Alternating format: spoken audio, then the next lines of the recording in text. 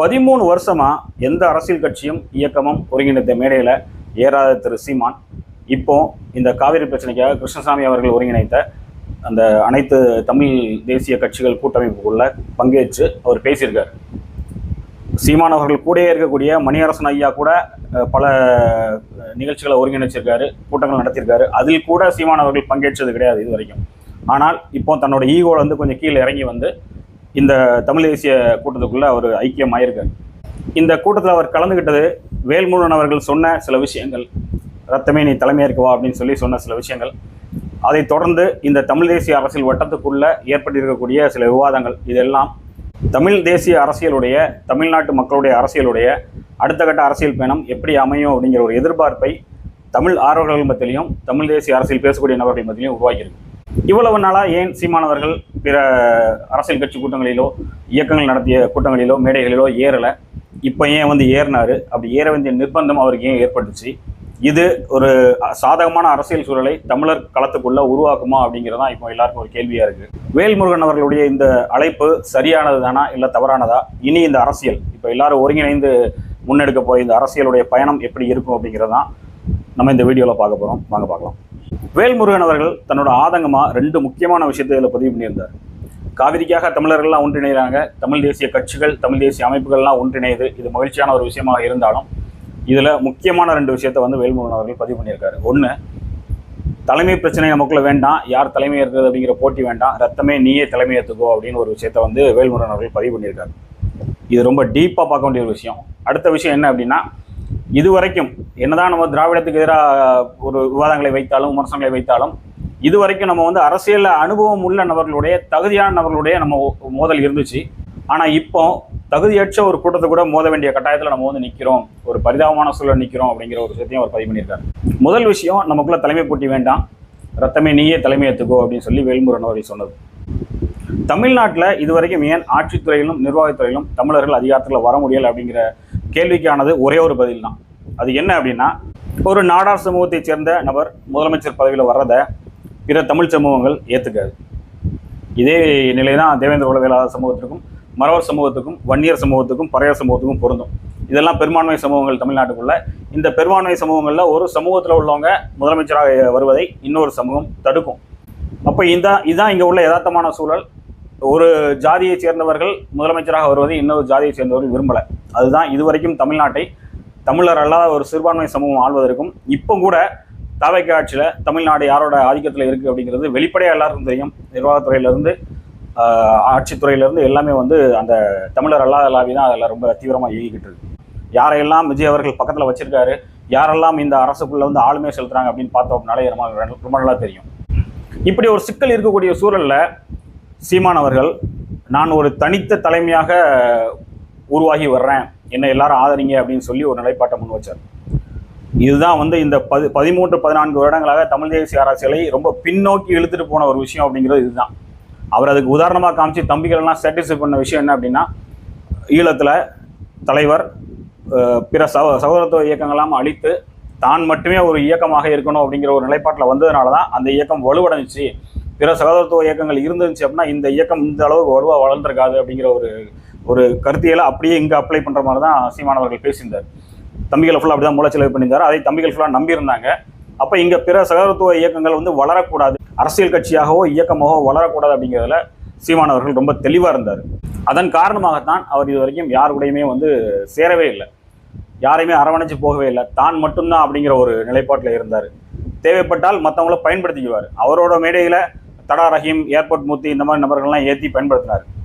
கடைசியாக ஈரோட்டில் நடந்த இந்த இடைத்தேர்தலில் இவங்கெல்லாம் ரொம்ப தீவிரமாக உள்ள நின்றாங்க. அடுத்து வரக்கூடிய சட்டமன்ற தேர்தல் நமக்கு வந்து சீமான் அவர்கள் வாய்ப்பு கொடுப்பார் அப்படிங்கிற ஒரு நப்பாசையில் தடா ரஹீம் அவர்களும் ஏர்போர்ட் மூர்த்தி அவர்களும் ரொம்ப தீவிரமாக சீமான் அவர்களுக்காக ஈரோட்டிலேருந்து கிளம்ப ஆரம்பித்தாங்க. ஆனால் தேர்தல் நெருங்கும் போது இந்த 2 பேருமே சீமான் கழட்டி விட்டார். சீமானுக்கு ஒரு மனநிலை உண்டு, தன்னை தவிர யாரும் வளரக்கூடாது, ஒரு கட்ட வரைக்கும் அவங்கள கொண்டு வந்து அவங்கள வந்து அப்படியே காலி பண்ணி வெளியே அனுப்பிடணும், செல்லா காசாக்கி வெளியே அனுப்பிடணும். தடா ரஹீம் அப்புறம் வந்து நேரடியாக வேல்முருகன் அவர்களோட சேர்ந்துட்டாரு. ஏர்போர்ட் மூர்த்தி அவர்கள் அதிமுக ஏதாவது வாய்ப்பு இருக்குமான்னு ஒரு எதிர்பார்ப்போட எடப்பாடி அவர்களை சந்தித்தார். அங்கேயும் வாய்ப்பு இல்லை அப்படின்னோடனே அவர் சைலண்டாக உட்காந்துட்டார். இப்போ மறுபடியும் இந்த தமிழ் தேசிய தலைவர்கள்லாம் ஒன்று சேரக்கூடிய சூழலில் இப்போ நமக்கு இப்போது வாய்ப்பு கிடைக்குமா அப்படிங்கிற ஒரு எதிர்பார்ப்போட மறுபடியும் இவங்க உள்ளே வர்றாங்க. தன்னுடைய கட்சிக்குள்ளேயே யாராவது கொஞ்சம் புகழ் பெறக்கூடிய நிலையில் வந்தாங்க, நல்ல பாப்புலரைஸ் ஆகிறாங்க அப்படின்னா அவங்கள காலி பண்ணி வெளியே அனுப்பி ஜீரோ வைக்கிற வேலையை தான் அவர் பார்த்துட்டு இருந்தார். அப்போ இவ்வளோ மோசமான வரலாறு சீமான் அவர்களுக்கு பின்னால் ஒளிஞ்சிட்டு இருக்குது அப்படிங்கிறது தான் உண்மை. வேல்முருகன் அவர்கள் கூட பல பேட்டிகளில் சொல்லும்போது, நான் அந்த ஈழ யுத்தம் முடிந்த காலகட்டத்திலேயே சீமான் அவர்களை பார்த்து நம்ம எல்லாம் ஒன்றா சேர்ந்து பயணிப்போம்னு சொன்னோம். அப்போ அதை நிராகரிச்சிட்டாரு. அவங்களுடைய கொள்கை வேற, என்னோட கொள்கை வேற, நான் தனியாக நிற்க போகிறேன் அப்படின்னு சொல்லிட்டாரு அப்படின்னு சொல்லியிருந்தார். இப்போ இந்த 2026 தேர்தலில் கூட சீமான் அவர்கள் போட்டியிடக்கூடிய தொகுதியில் சீமான் அவர்கள் அழைத்தால் நான் சீமான் அவர்களுக்காக போய் பரப்புரை பண்ணுறது தயாராக இருக்கேன் அப்படின்னு சொல்லி வேல்முருகன் அவர்கள் வெளிப்படையாக அறிவிச்சப்போ கூட சீமான் அதை ஏற்றுக்கலை, கூப்பிடவும் இல்லை. அப்போ சீமான் அவர்களுடைய மனநிலை என்ன அப்படிங்கிறது எல்லாருக்குமே ரொம்ப தெளிவாக தெரியும். தான் மட்டும்தான் அப்படிங்கிறது, யாரையுமே மதிக்காத ஒரு நிலை, யாரும் வளர்ந்துடக்கூடாது அப்படிங்கிற ஒரு நிலை. இந்த ஒரு மனநிலை தான் இத்தனை ஆண்டுகளாக, கிட்டத்தட்ட 15-16 ஆண்டுகளாக எழுச்சி பெற்ற தமிழ் தேசிய அரசியலை ஒரு முட்டுச்சந்துக்குள்ளே உட்கார வச்சுக்கிட்டு இருக்கு. இதைத்தான் வேல்முருகன் அவர்கள் ரத்ன சுருக்கமாக ஒரே வார்த்தையில் சொல்லி முடித்தார். நமக்குள்ள தலைமை போட்டி வேண்டாம், ரத்தம் நீயே தலைமையாக இருந்துக்கோ அப்படின்னு. ஆனால் வேல்முருகன் அவர்கள் சொன்ன இந்த விஷயம் சரியானது தானே அப்படின்னு நம்ம பார்த்தோம் அப்படின்னா, இவ்வளவு நாட்களாக ஒரு குரூரமான மனநிலையில தான் மட்டுமே அப்படிங்கிற ஒரு தான் தோன்றித்தனத்தோட இருந்த ஒரு நபரை இப்போ புதிதாக சேரக்கூடிய இந்த தமிழ் தேசிய கூட்டமைப்புக்கு தலைமையேற்க அழைப்பது சரியா அப்படின்னா அது எப்படி சரியா இருக்கும் அப்படிங்கிற கேள்விதான் நமக்குள்ள நிற்குது. தமிழ் தேசிய அரசியல் அப்படிங்கிறது ஒரு தனித்துவமான தலைமையில அமையவே செய்யாது. அதற்கான முயற்சிகள் இன்னும் 100 ஆண்டுகள் நடந்தாலுமே அது பயிற்சி நிலையில மட்டும்தான் இருக்கும். இங்க ஒரு கூட்டு தலைமை மட்டும்தான் சாத்தியப்படும். ஏன்னா நான் ஏற்கனவே சொன்ன மாதிரி இங்க அந்த பெரும்பான்மை சாதிகள் ஒருத்தரை இன்னொருத்தர் ஏற்றுக்க மாட்டாங்க அப்படிங்கிற மனநிலை தான் இருக்குது. அப்போ கூட்டு தலைமை அப்படிங்கிறது இங்கே ஏற்றுக்கொள்ளக்கூடிய வகையில் இருக்கும். பிரதிநிதித்துவத்தை பங்கிட்டுக் கொள்வது அப்படிங்கிறதும் அதிகாரத்தை பகிர்ந்து கொள்வது அப்படிங்கிறது தான் இங்கே உள்ள சூழலில் இப்போதைக்கு சரியாக இருக்கும். தமிழ் தேசிய அரசியல் அப்படின்னா அப்படி தான் போகும். இல்லை இந்த தமிழ் தேசிய அரசியலை கடந்து வெளியே இந்த இனவாத அரசியல்லாம் பேசாமல் இப்போ உள்ள நடைமுறைக்கு ஏற்ற வகையில் லஞ்சம், ஊழல், வேலைவாய்ப்பின்மை, பொருளாதார சிக்கல் இதெல்லாம் பேசி அரசியல் பண்ணுறதா இருந்தால் அது யார் வேணாலும் பண்ணிக்கலாம். ஆனால் ஒரு இனவாத அரசியலை பேசும்போது அங்கே கூட்டு தலைமை மட்டும்தான் சாத்தியப்படும் அப்படிங்கிறதான் யதார்த்தமான ஒரு விஷயம் கூட. இப்போ நீண்ட நெடிய போராட்டத்திற்கு பின்பு சீமான் அவர்கள் இதுவரைக்கும் செய்த சதிகளை எல்லாம் தாண்டி இப்போ ஒரு தமிழ் தேசிய கூட்டமைப்பு உருவாவதற்கான ஒரு சூழல் உருவாகி இருக்கு. வேல்முருகன் அவர்கள், கிருஷ்ணசாமி அவர்கள், இந்த மாதிரி பெரிய பெரிய தலைவர்கள்லாம் இப்போ சேர ஆரம்பிச்சிட்டாங்க. இன்னும் திருமாவளவன் அவர்களும் இந்த கூட்டமைப்புல வந்துட்டார் அப்படின்னா இது ஒரு முழுமையடைந்த கூட்டமைப்பாக மாறிடும். இப்போ இப்படி ஒரு சூழல்ல மறுபடியும் இத்தனை ஆண்டுகள் ஒரு குள்ளநரி மாதிரி வேலை பார்த்த சீமான் அவர்களை கொண்டு இந்த கூட்டத்துக்கு தலைமையேற்க வேல்முருகன் அவர்கள் அழைப்பது அப்படிங்கிறது வேல்முருகன் அவர்கள் மறுபரிசீலனை செய்யணும் அப்படிங்கிறது தான் இந்த தமிழ் தேசிய அரசுல 10-15 வருஷம் பார்த்துட்டு கூடிய நபர்களுடைய எதிர்பார்ப்பாக இருக்கும். ரெண்டாவதா வேல்முருகன் அவர்கள் சொன்ன ஒரு விஷயம், இதுவரைக்கும் நம்ம மோதிக்கிட்டு இருந்தது தகுதியான நபர்கள் கூட, ஆனால் இப்போ நம்ம மோதுறது தகுதியே இல்லாத நபர்கள் கூட அப்படின்னாரு. இப்போ இந்த தகுதியே இல்லாத நபர்கள் எப்படி ஆட்சிக்கு வந்தாங்க அப்படிங்கிறது 2016 அம்மையார் அவர்கள் மரணத்திற்கு பின்பாக ஒரு பெரிய வெற்றிடம் தமிழக அரசு, நான் எல்லா வீடியோலையும் சொல்லிக்கிட்டே இருக்கேன். இந்த அரசியல் வெற்றிடம் ஏற்பட்ட போது இந்த அரசியல் வெற்றிடத்தை எப்படி நிரப்புவது, ஆட்சி அதிகாரத்தை எப்படி கையில் எடுக்கிறது, மக்களுடைய உளவியலை புரிந்து கொண்டு மக்களை ஏற்ற அரசியலை எப்படி பேசுறது அப்படிங்கிற ஒரு புரிதலே இல்லாமல் ஒரு கற்பனைவாத அரசியலை பேசி இந்த ஒருங்கிணைவை மடைமாற்றி இந்த இடத்தை, இந்த வெற்றிடத்தை தமிழ் தேசிய அரசியல் பேசக்கூடிய நபர்கள் கூட்டமைப்பாகவோ தனியாகவோ நிரப்புற சூழலை தவிர்த்து விட்டு ஒரு மடைமாற்று அரசியலை பண்ணதே சீமான் அவர்கள் தான். இன்னைக்கு ஒரு தகுதியற்ற நபர்கள் கூட மோத வேண்டிய நிலையில இந்த தமிழ் தேசிய அரசியல் நிற்குது அப்படின்னா அதற்கும் முழு பொறுப்பேற்க வேண்டிய இடத்துல யார் இருக்கா அப்படின்னா சீமான் அவர்கள் மட்டும்தான் இருக்கிறார். ஏன்னா இந்த சிறு சிறு இயக்கங்கள், திராவிட இயக்கங்களை விட அதிகமான தமிழ் தேசிய இயக்கங்கள் தமிழ்நாட்டுக்குள்ள அங்கங்கே இருக்குது. சவுத்தில் ஆரம்பித்து தெற்கில் ஆரம்பித்து வடக்கு வரைக்குமே நிறைய இயக்கங்கள் மாவட்ட ரீதியாகவும் பிராந்திய ரீதியாகவும் மாநில ரீதியாகவும் இருக்குது. அது இயங்கிட்டு தான் இருக்குது. அப்பப்போ கருத்தரங்கள் நடத்திட்டு இருக்காங்க, களத்தில் இறங்கி சில பிரச்சனைகளை பேசிகிட்டு இருக்காங்க, மக்கள்கிட்ட விழிப்புணர்வுகளை கொண்டு போயிட்டு இருக்காங்க. இது நடந்துகிட்டே தான் இருக்குது. அரசியல் கட்சிகளும் இதை பண்ணிக்கிட்டு இருக்காங்க. ஆனாலும் இப்போ வரைக்கும் எங்கள் தமிழ் தேசிய அரசியல் வலிமை அடையலை, அந்த சட்டசபைக்குள்ள அதிகாரத்தை கைப்பற்றக்கூடிய அளவுக்கு வலிமை அடையலை அப்படிங்கிறதுக்கு காரணம், ஒரே காரணம் அப்படிங்கிறது சீமானாக மட்டும்தான் இருக்க முடியும். இதை புரிஞ்சுக்கிறது ரொம்ப ஆராய்ச்சி பண்ணி ரொம்ப நீண்ட தேடலோடலாம் போக வேண்டிய அவசியமே இல்லை. இந்த 15 ஆண்டு கால அரசியலை பார்த்து கொண்டிருப்பவர்களுக்கு, சீமானவருடைய நடவடிக்கைகளை பார்த்து கொண்டிருப்பவர்களுக்கு ரொம்ப நல்லாவே தெரியும். இன்னைக்கு தமிழர்கள் இருக்கக்கூடிய இந்த இக்கட்டான அரசியல் சூழலுக்கு முழு காரணமும் முழு பொறுப்பேற்க வேண்டிய நபராகவும் சீமான் மட்டும்தான் இருக்கிறார். இந்த சூழலில் சீமான் அவர்களை தலைமையேற்க அழைப்பது அப்படிங்கிறது சரியான ஒரு விஷயம் இல்லை. வேல்முருகன் அவர்கள் இதை மறுபரிசீலனை செய்யணும். இந்த தமிழ் தேசிய கூட்டமைப்பு இன்னும் இருக்கக்கூடிய அனைவரையும் ஒருங்கிணைக்கணும்.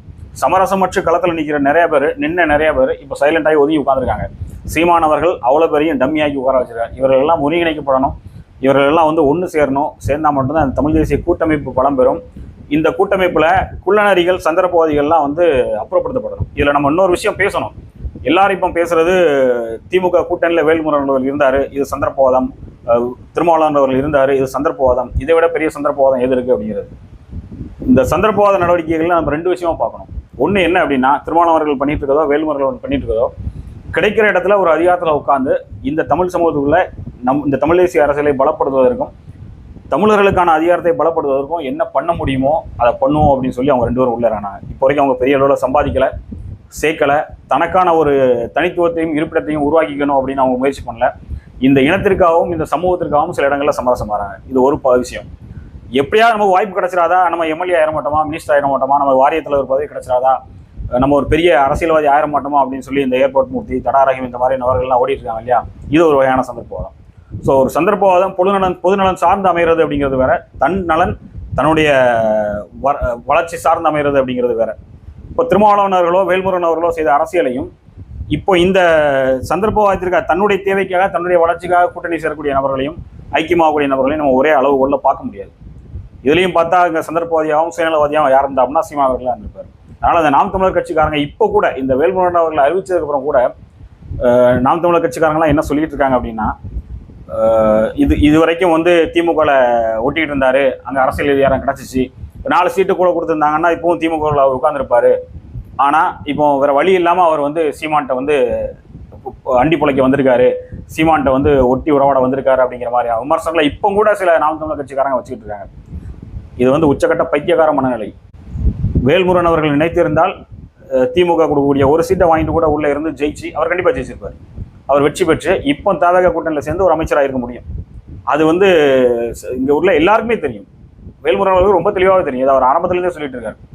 நான் வந்து ஒரு எம்எல்ஏ, நான் ஒரு சீட்டு இல்லை, நான் ஒரு எம்எல்ஏ அப்படிங்கிறத அவர் ஆரம்பத்தில் சொல்லிட்டு இருக்காரு. ஆனால் அதுலேருந்து அவர் வெளியே வந்திருக்காரு. திருமாவளவன் அவர்கள் அவருடைய சமூகத்தின் நலன் சார்ந்து இப்போ உள்ளே இருக்கிறார். அது தவிர்க்க முடியாத விஷயம், இதுதான் ஆகணும். இதை வந்து தெளிவாக புரிஞ்சுக்கிறது அப்படிங்கிறது தான் இப்போதைய நம்ம தேவையாக இருக்குது. கத்தரிக்காய் முத்துச்சு அப்படின்னா கடத்தலுக்கு வந்து தான் ஆகணும் அப்படின்னு சொல்லி ஒரு பழமொழி உண்டு. இப்போ சீமான் அவர்கள் இதுவரைக்கும் தனக்கு இருந்த அந்த அகம்பாவம், தான் தோண்டித்தனம், இது எல்லாத்தையும் தூர போட்டுட்டு வேற வழி இல்லாமல் இப்போ வந்து இந்த தமிழ் தேசிய கூட்டமைப்பில் தஞ்சம் அடைஞ்சிருக்காரு அப்படிங்கிற மாதிரி நம்ம பார்க்க முடியும். சங்கரங்கோயிலில் போட்டியிட்ட கரிகாலன் அப்படிங்கிற வேட்பாளரை வச்சு கிருஷ்ணசாமி அவர்களை எவ்வளோ இழிவாக பேச முடியுமோ அதெல்லாம் சீமான் அவர்கள் பேசினார். சீமான் அவர்கள் கொஞ்சம் கூட வெட்கம் இல்லாமல் கிருஷ்ணசாமி அவர்கள்ட்ட போய் சிரிச்சு பேசி உட்காந்துட்டு இருக்காரு. நீங்கள் திராவிட பங்காளிகள் கூட உறவாடலாம், ஏன்னா அவங்க வந்து இப்போ இன்னைக்கு அடிச்சுக்குவாங்க, நாளைக்கு சேர்ந்துக்குவாங்க. அதே மனநிலையை நீங்கள் இந்த தமிழ் தேசிய அரசுகளையும் விதைக்கிறது அப்படிங்கிறது ஏற்றுக்கொள்ள முடியாத ஒரு விஷயம். மொத்தத்தில் சீமான் அப்படிங்கிற இந்த ஆபத்தான குள்ளநகையை இந்த தமிழ் தேசிய கூட்டமைப்பு தவிர்த்து விட்டு அரசியலை முன்னெடுக்கணும் அப்படிங்கிறது இந்த அரசியலை 10-15 வருஷம் பார்த்துட்டு கூடிய என்னோட தனிப்பட்ட கருத்து. இது பல பேரோட கருத்தாக கூட இருக்கலாம். இதை இந்த தமிழ் தேசிய கூட்டமைப்பில் உள்ளவங்க பரிசீலனை செய்யணும்.